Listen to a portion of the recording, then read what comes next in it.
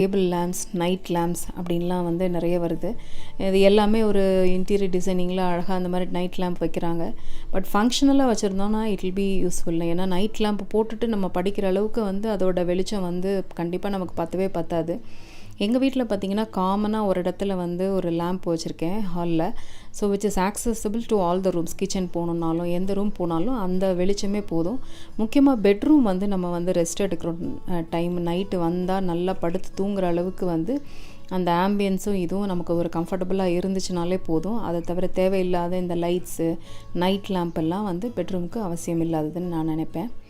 அதுக்கப்புறம் பார்த்திங்கன்னா salt and pepper Shakers அப்படிங்கிறது ரொம்ப ட்ரெண்டிங்காக இருக்குது. நம்ம சவுத் இண்டியன் குசைனில் வந்து நம்ம பெப்பரை வந்து டேபிளில் வச்சு எதுக்கு போடுவோன்னு எனக்கு தெரியல. நம்ம அதிகமாக யூஸ் பண்ணுறது உப்பு யூஸ் பண்ணுவோம், ஊறுகாய், இட்லி பொடி, இது தான் நம்ம அதிகமாக யூஸ் பண்ணுறது.